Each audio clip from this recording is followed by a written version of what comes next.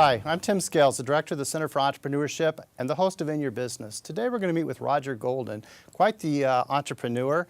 They have a family business here in Richmond, Indiana, and we're going to learn about their business. We're going to learn about Roger and find out about some really fantastic entrepreneurs in our community. Roger, welcome to the show. Thanks for having me. So Roger, what I like to do is I always like to start with just getting to know you, the individual, okay? So I know as a child growing up, I had these dreams. I knew I was going to be an attorney, even though that didn't happen. I didn't want to be in school that long. Right. And I wound up being in school even longer to be a professor and the things that I do. But tell me about yourself. When you were a little guy, what were you thinking? What did you want to do? Well, when I was a little guy, I didn't think too much about anything what I wanted to do. I mean, most typical. I was probably 12 or 13 before I really started to think about what I wanted to do. At that point, I wanted to be an architect. Okay. And then we were moving and looking at house designs, and that was exciting and fun. And then when I was 14 or 15, I took a drafting class at Centerville, and that killed that dream. Really? Yeah, I didn't do well in drafting, and I just didn't like it. And then I'm like, okay, architecture probably is not for me. I like the design, the vision concept, and the sort of the fun design aspect of it, but the details of doing the drawing just didn't go well with me. So. Well, that's quite interesting how one class can change an entire career. Yeah. But it did. So after that, what happened? What did you do? Well, then, I mean, I was just in high school. Didn't really think too much about my career. I mean, I was just a typical high school student. Okay. Thought about, you kind of don't think about life past 18. And then I went to college, went to Taylor University, had a business degree, and just pretty generic. And I didn't even know then. I just wanted to go into business and something where I had to wear a suit and tie, be like an adult. That was, I thought, okay, if I get a job where I have to wear a suit and tie, I'm finally grown up. And so that was no big aspirations. That was about it. That helps a bunch because several of my students will watch this, okay? Yeah. And as we bring students into the university, they study business. Yeah. But it really bothers them a great deal because they don't really know what that means. They know that they're studying business, Sure. but they're not sure what they want to do. So I'm glad that you didn't know either. Yeah. Well, I know it's hard, actually. I mean, so I graduated with a business degree, and for me, I thought it was difficult because it's so wide open. I had friends that were teaching, they were going to go into teaching, and that was easy because it's like all you had to do was pick the town or pick the area, and there's a teaching job. But with business, you could be sales, but it was a challenge because people wanted you to have experience, but how can you get experience until you get a job? Okay. So that was a tough about 10 months of finding something, and that was a bit of a challenge because there were so many options. Okay. So after graduation, now you had a business degree. Mm-hmm. Where did the career take you? Well, I eventually, the first, what I'd say, real job was with General Motors up in Detroit. And I got that through, I sent a resume in, someone else that had gone to Taylor that I knew. And that's a big help, is using your contacts, because they're looking at they're looking at a stack of resumes, and they don't know. It's hard to differentiate. So I knew someone there, they knew me, and then I got an interview, and I got a job doing customer service for General Motors. My actual employer was EDS, Electronic Data Systems, but it was customer service for Chevrolet up in just north of Detroit. So I did that for a year and a half. Okay. And then I stayed with General Motors and moved to New York, and I worked for a Chevrolet branch office there. I was in charge of their computer system. I was there for about a year, and then they said they were going to close that branch office. So I could stay with GM and move anywhere in the country with them. But my parents also needed someone back here, and I was like, okay, do I move back to Centerville? Do I stay with GM? If I move back to Centerville, I'll probably be there the rest of my life. That was a little scary. I was a 25-year-old, and I'm like, I don't know that I want to be back there for the rest of my life. But I moved, and after about a year, I thought, this is great. And I don't know what I would have done. Mm-hmm. So when you made that move back to Centerville, you came back to Golden Engineering, is that I correct? did. That's correct, yes. Okay. So now you've spent your career at Golden Engineering, Yes, the family business. that's right. Okay. So what a great way to transition now into the business. Yeah, And so it's a family business. Your father started the business, is that correct? that's correct. And what year was that? So he started it in 1973. He was a mechanical engineer at Purdue. He worked for Delco. He made designed car parts for a few years. And he moved up to a company called Bendix Aerospace in Ann Arbor, Michigan. Okay. And he was a packaging engineer, worked on several lunar projects there. So things that went to the moon. Did that for a few years, and then they had an X-ray project he was working on. He did that for a couple of years. He said, this is not going to work.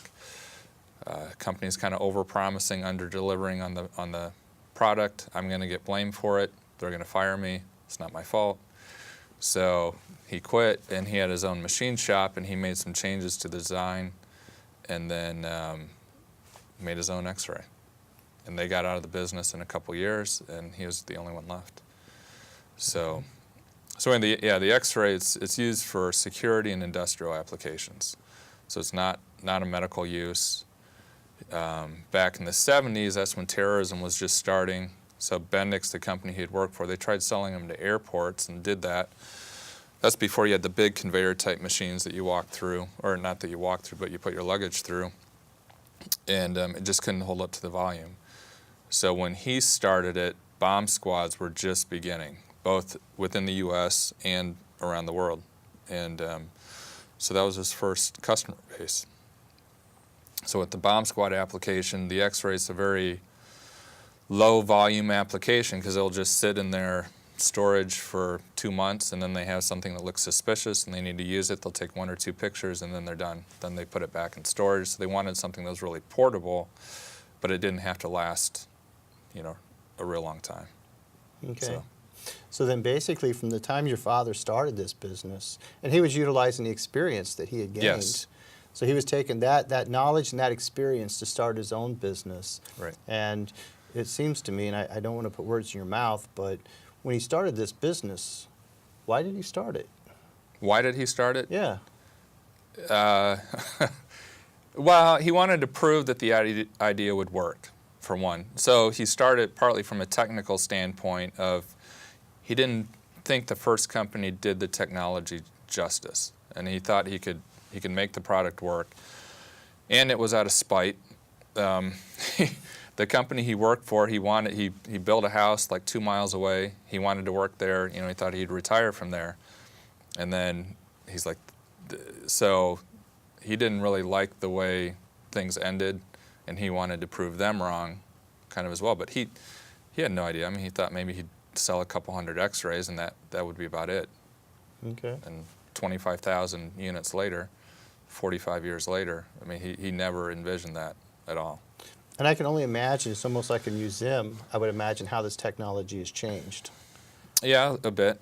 And from what he was using in the 70s to what you're using today is just probably, conceptually is about the same, but it's probably changed. Yeah, I mean, the principle behind it is the same. So the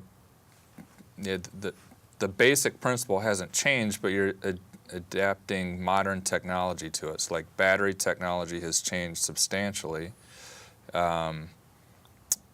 Even like electronics, those are smaller, things are surface mounted. So what you can do in a much smaller package. But as far as like how the X-rays are produced, that's the same. Okay. What I'd like to do, Roger, is let's go ahead and actually show what it is that you're doing. Okay. I think you have a piece of equipment with you, and if you can maybe explain that and what it does, then we'll get back into talking about the business and the business sides of it. Sure. So. Okay. So this is the smallest X-ray that we make. This is one of the smaller X-rays in the world. So this weighs 4.5 pounds. The way this works, you can see you have a 12-volt DeWalt battery here. You're taking this 12 volts and you're stepping that up to 150,000 volts. And then you just apply 150,000 volts across the X-ray tube. and that the positive charge attracts electrons. Electrons hit a tungsten target and they stop, and that creates X-rays. So it's pretty much a high voltage generator. So this particular unit is powerful enough to go through a 1/2 inch of steel. So like I said, the security industry uses this. Industrial applications, they use this on the North Slope up in Alaska. X-ray through pipelines. This is the smallest one we have. The ones they use up on the North Slope weigh about 12 or 13 pounds. So it's the same concept, it's just a little bit larger. Okay. So when we look at this piece of equipment, is this something you're manufacturing, or are you taking components and building, or how does that work? No, I mean, we manufacture it basically from scratch. Obviously, we buy the battery. The plastic housing is molded. We used to mold the housing ourselves. Now we outsource that. There's a glass tube. It's about 4 inches long. We have a glass blower, and he makes the tube there, so we're doing that in-house. We buy the boards, but everything else, we have a transformer we make. We make a capacitor. We make a spark gap. So all of that is inside this little unit. And yeah, people are pretty amazed when they come by our place. The thing that makes us unique is that we're basically making from scratch, from ground up. And a lot of places, manufacturing companies even don't do that too much anymore. They'll buy components from here and there and then put them together. But for the most part, we're starting from scratch. Okay. So is this the type of unit? So basically, this is a detector? Well, the way this would work, so this is like if you go into a dentist office, you have the X-ray machine that creates the X-ray beam. So the beam would come out the front of this, and then you have to have a detector on the other side. So if I was going to X-ray something, sitting here, put the X-ray a couple feet in front of it, and then you put a detector directly behind it. Okay. And when we first started, for the first 30 years, we used Polaroid film, was what was mostly used with this. So you'd put a film plate in the back, and then you could develop that remotely. You just put it through a processor, and 2 minutes you'd have a picture. Now they use digital. Same with what's happening in the photography is happening in the X-ray industry. Okay. So you have a digital plate that you put behind it, and you process that image, and you see it on a computer. Okay. So is this something like I would see when I travel, like as I go through the airports? Is this type of equipment used? You probably would not see it. It is used in airports, but I'm sure when you travel you hear people say, don't leave your baggage, don't leave unintended baggage. If you leave something and it's highly suspicious, they may not want to pick it up. Okay. So that's where this would come in. Like Indianapolis Airport has one. So they would, if you had something curbside or wherever on the property and they didn't want to pick it up, they would rope off the area, and then they would take the X-ray to that area and take a picture of it before they moved it. Okay. So then they have a backpack, and they'd look inside and say, oh, there's books in here, and we're fine. This is a fascinating business. Yeah, it is. So I can only imagine what your time must be like. I mean, you get to thinking about a new idea or how to modify or change, or somebody calls you with a challenge. I mean, how do you sleep? Well, I sleep well. I would get so excited. Yeah, I mean, it's interesting. A lot of people think of the bomb squad industry as something that's exciting, and it is, but we've been in it for so long that it's kind of the same after a while. But I got a call a couple months ago from someone from San Diego Police Department bomb squad, and he's a real experienced guy, but he was kind of nervous. I could tell the way he was talking. And he was asking me some questions about trying to silence the X-ray. And the reason why is they had a rhino in the San Diego Zoo that it had come over from Africa or someplace, and they thought that it had been shot before they got it in. So they thought there was a bullet inside the rhino. Okay. So he was trying to take a picture they had tried other X-rays and nothing else worked. So they were down, somehow they got a hold of the San Diego Police Department, and they brought this X-ray out. So they're trying to take a picture of the rhino, but the X-ray makes a very distinct noise when it's firing or operating, and that kind of scared the rhino. So I had to tell him he wanted to know if he could silence that so it wouldn't scare the rhino. So anyway, I mean, stuff like that to me is interesting and was fun. And They've used it on the Titanic and like Blackbeard's ship and stuff. They use it to X-ray artifacts that they bring up, and they're looking at. There could be buildup on it and debris, and they don't want to actually cut into the artifacts. So they want to cut the debris away without damaging it, so they'll X-ray it first. So, Okay. so I don't know. I mean, those things are really interesting, but that's not every day. It's once every few months. Yeah. That still keeps it very interesting. So, Yeah. so before the show, you and I were speaking a bit though, because when I think of Golden Engineering, the first thing to my mind is engineers. When we're talking about this, the first thing to my mind is engineers, understanding how all this works. I mean, it's very, very much around engineering, but your background's not engineering. Right. So how do you learn this stuff? Well, I'm not an expert at all, but we have other people in the company that know it.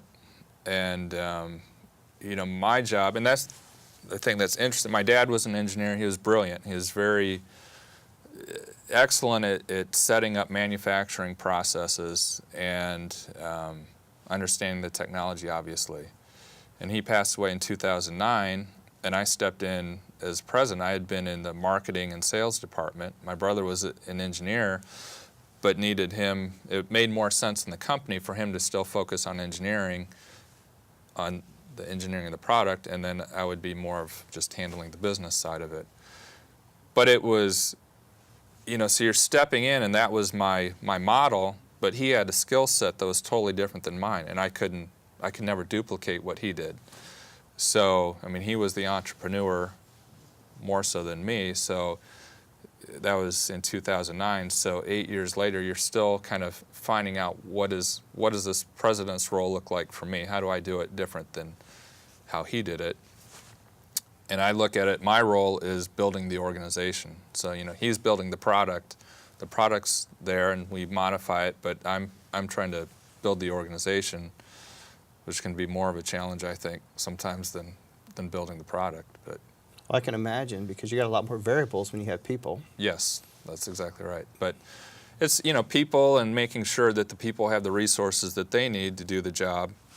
So those are the two things. I mean, when we look at resources, human resources is the biggest part of it, but also having the machines and the equipment and the software and things so that people can do what they need to do. And I would imagine, the times we're in, technology changes very rapidly.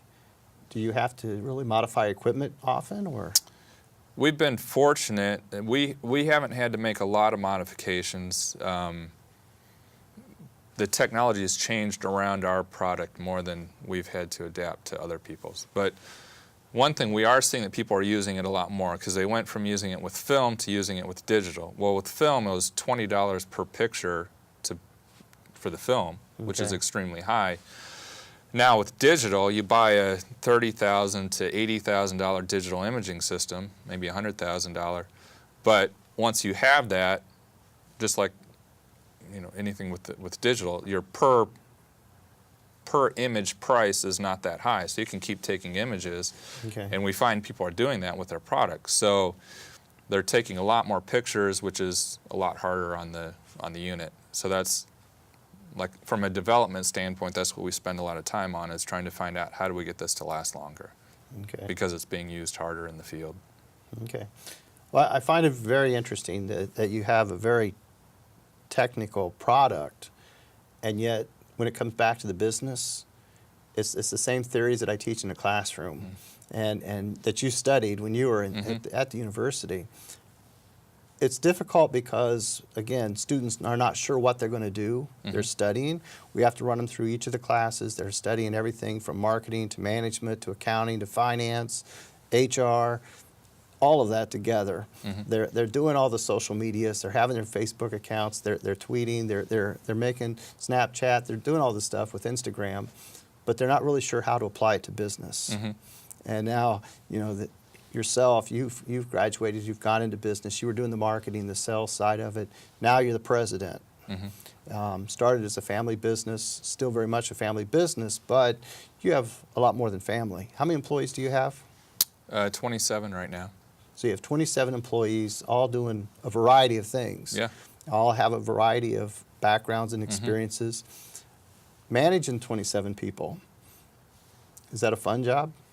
Yeah, it's great, actually. Because you get to know each of them and... Yeah, I mean, we have a great staff, and so yeah, I thoroughly enjoy it. It's I mean, you have engineers, we have machinists, we have accounting, sales, general manufacturing, general assembly. So it runs the gamut.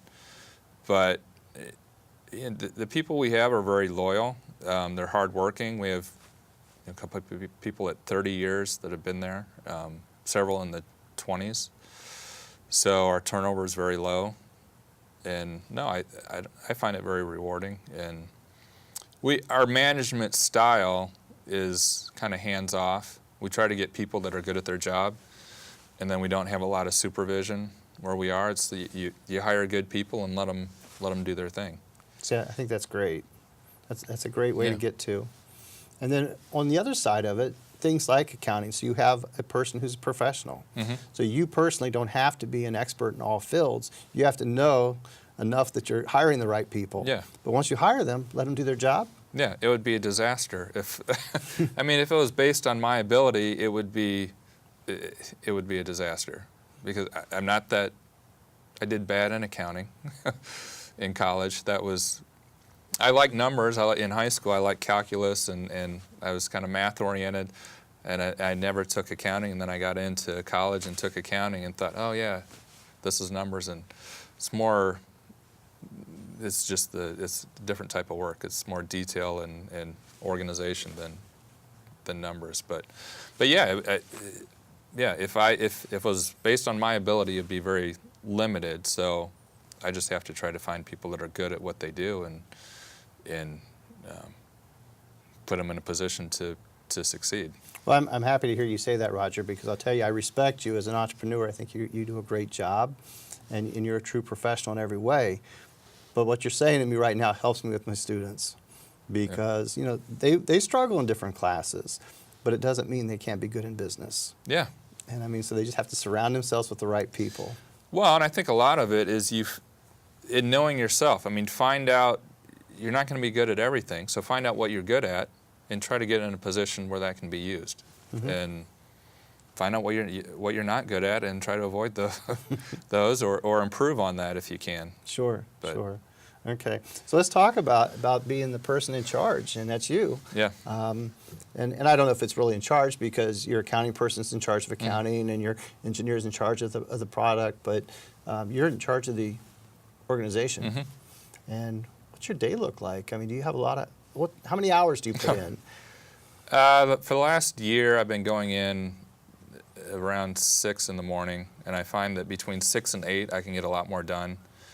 And then from, I'm there till 5 to 6 at night. So I don't know, 11, 12 hours sometimes. Sure.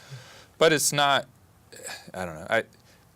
I think as technology has changed, it's changed my day a bit. Like email, I saw someone yesterday, or I could spend all my time on email. I mean, it's just from what used to be phone conversations and faxes is now email, and it can be overwhelming. And that's why, like, coming in at 6 helps I can kind of clear that out. And then I never know what a day is going to hold. So sometimes I come in and I'll have a plan of this is what I'm going to do. We look at production and different things, but you're just, your day often looks different than what you planned on it when you came in. Sure. No, and I appreciate that and understand that. And but I overheard a student one day talking, and she said they actually want me to work 40 hours this week. Can you imagine somebody working 40 hours? No. And I mean, I heard the student say that, and I thought, oh my goodness, we have our work cut out for us. Yeah. I don't know. If I enjoy what I do, so it doesn't feel like work, and the day goes by pretty quick. Actually, when you don't have as much to do, it feels like a longer day. But, I can be spending my time anywhere from working on international contracts or to a product situation. If we have something we're trying to figure out, a problem, I'm trying to coordinate that. So I have a pretty broad range of what I could be dealing with on any given day. So I want to ask you one final question. There Yep. was an entrepreneur, Roger. Tell me, what is it you work for? Why are you doing it? Why do you do it? Oh, that's an excellent question. A host of reasons. One, when I look at our company, it shouldn't exist. I mean, there's something beyond the company. I mean, I believe I have faith in God. I believe He put us in this position, and there's a sense of stewardship. I mean, we're accountable for the position you're put in, the opportunities and the skills that you're given, the position you're put in, and we have a responsibility to our customers. I have a responsibility to employees. So all of that keeps me going. But our focus is to bring the technology to its fullest capability. We say fully exploit or fully develop the technology. And that's kind of what we're trying to do, is fully develop that technology and then find every person in the world that can benefit from having that technology. That's what business should be about, is you provide a product or a service that provides a benefit, and then you have to find customers that are going to appreciate, or they're going to pay you for that product. That's what business is all about. So one is continue to develop the product, and then second is finding people that will benefit from that product and technology. So. Great job. Roger, thank you for being on the show. Yeah. This concludes another episode of In Your Business. Today we met with Roger Golden from Golden Engineering, doing a terrific job of taking care of his employees, making sure his product is great for the market, and making a difference in the global market. Thanks again for watching In Your Business.